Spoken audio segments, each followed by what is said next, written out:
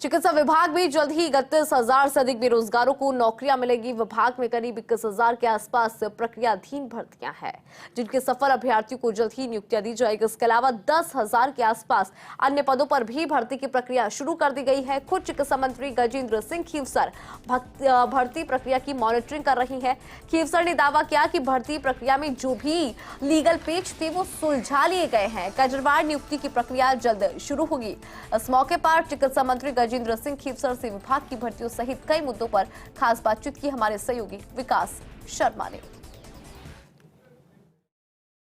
नई सरकार संभालने के साथ ही एक बार फिर से चिकित्सा विभाग जो है एक्टिव मोड में है और इस वक्त चिकित्सा विभाग के कई महत्वपूर्ण बिंदु हैं जिनको लेकर के खुद चिकित्सा मंत्री गजेंद्र सिंह खीवसर जो हैं उन्होंने अपनी कमाल संभाल रखी है। सबसे महत्वपूर्ण मुद्दा है इस वक्त आयुष्मान योजना का, क्योंकि इस वक्त चिरंजीवी योजना को आयुष्मान योजना में ट्रांसफर करना है। हमारे साथ मौजूद है मंत्री जी, उनसे बात करते हैं।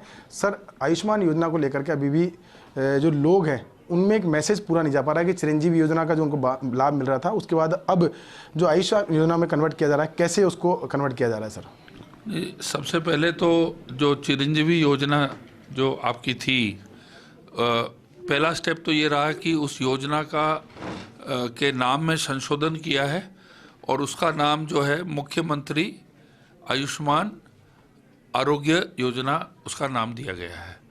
जो चिरंजीवी योजना के अंदर जितने भी लैक्यूना थे, जितनी भी प्रॉब्लम्स थी, वो एक प्रैक्टिकल योजना नहीं थी। क्या होता था कांग्रेस सरकार के समय में कि ये लोग क्या करते थे, आयुष्मान वाला जो स्कीम का जो पैसा है उसको पूरा यूज़ में लेते थे, उसके बाद में वो जो है अपने स्टेट से फंड देते थे। तो मेन जो है वो तो भारत सरकार की स्कीम का पैसा यूज़ कर लेते थे सबसे पहले। दूसरा, ये जो एक इनका जो मार्केटिंग इन्होंने की कि 25 लाख तक के इलाज आपको बेनिफिट मिल सकता है। एक केस था 13 लाख रुपए का, कुछ थोड़े से केसेस थे 8-1 लाख रुपए के, बाकी किसी को ज़्यादा पैसा नहीं मिला। तो हम ये चाहते हैं कि इसको पूरा रिवैम्प किया जाए। भारत सरकार जो नई गाइडलाइन और आयुष्मान की जो गाइडलाइन है नई कब तक जारी हो जाएगी और उसके बाद हम कितनी उम्मीद करते हैं कि लोगों को उस दायरे के अंदर लाया जाए, अधिक से अधिक लोगों को? अब देखिए, भारत सरकार की जो प्लानिंग है, अब वो चुनाव से पहले भी कर सकते हैं और चुनाव के बाद में भी कर सकते हैं नई सरकार गठन होने पे। इसके अंदर क्या है कि सबसे भारी चीज़ है कि गरीबों को बेनिफिट मिलना चाहिए, जो लोग चिकित्सा अफोर्ड नहीं कर सकते। अब मर्सिडीज चलाने वाला थोड़ा छोटा सा 1,000-2,000 का प्रीमियम बन के वो बेनिफिट ले रहा है, वो सही नहीं है। स्कीम डाइल्यूट हो जाती है। रुकना चाहूँगा, क्या ऐसी कोई प्रोविज़न करने जा रहे हैं अपन कि जो क्लास जो है उस क्लास के हिसाब से उसका प्रीमियम तय कर दिया जाए ताकि हर व्यक्ति को फ़ायदा तो मिले लेकिन प्रीमियम अपने हिसाब से अपने स्तर पे तय करे? देखिए, ये गरीब के जो अलग अलग डिपार्टमेंट्स के और भारत सरकार के और हमारे जो डेफिनेशन है गरीब का, सबसे पहले तो उस डेफिनेशन को मानते हुए हम उसको यूज़ करना चाहते हैं कि भाई हम एक सेगमेंट जिसको सबसे ज़्यादा जिसके पास पैसा नहीं है और जिसको अपने हेल्थ की अपने बीमारियों को दूर करने के लिए जिनको फ़ायदा मिल रहा है, हम उन्हीं को नहीं पहुंचा पा रहे हैं। भर्तियों का मैटर है, बेरोजगार बहुत भटक रहे हैं, धरने प्रदर्शन हो रहे हैं और लास्ट में आपने ये भी कहा था कि मैं खुद इस पूरे मामले में दखल दे रहा हूँ, लगातार मॉनिटरिंग कर रहा हूँ।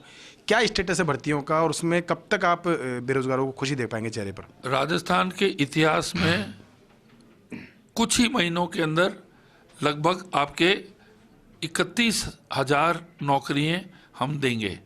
कुछ इश्यूज थे जो हमें लीगल प्रक्रियाधीन भर्ती जो उसकी बात, ये आपके टोटल जो है अभी जो आपके बैठे हुए हैं, ये आपके फार्मासिस्ट और ये बच्चे जो बेचारे बेरोजगार बैठे हुए हैं उनकी 21,000 है और नर्सिंग की भी है ये, उसके अलावा 10,000 और है। तो 31,000 जो नौकरियां हैं, हमने लॉ से भी हमने क्लियरेंस ले लिया, एजी से भी डिस्कशन सब कुछ हो गया है। इसको जो है हम शीघ्र कुछ ही महीनों के अंदर इसको लागू करेंगे। एक अंतिम सवाल, तबादले चिकित्सा विभाग के लिए सबसे बड़ी चुनौती है और इस वक्त आप पर सबसे बड़ा दबाव भी उसी चीज़ का है, कैसे मैनेज करेंगे? क्योंकि विभाग की छवि जो है वो तबादला प्रक्रिया अगर पारदर्शिता होती तो विभाग की छवि बहुत अच्छी बनती है। किसी के चेंजेस से विभाग को नुकसान नहीं होना चाहिए, सबसे पहले पैरामीटर ये है।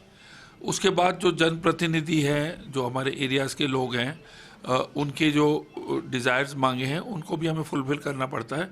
लेकिन जब ट्रांसफ़र्स लिस्ट बन जाती हैं और वो रिलीज़ हो जाती हैं, मेरा हरदम यही वर्किंग स्टाइल रहा है कि हर ट्रांसफ़र के साथ में एक नंबर के साथ में आप कोई भी फाइल खोल के आप कर सकते हो कि ये ट्रांसफ़र जो हुआ है वो उसका जो रिक्वेस्ट वगैरह जो भी है, एमएलए है, प्रशासनिक जो है, वो ट्रेस आउट हो जाती है कि ये क्यों हुआ।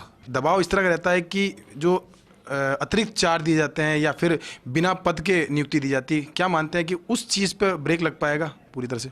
कोशिश पूरी है कि उस पर करेंगे भाई।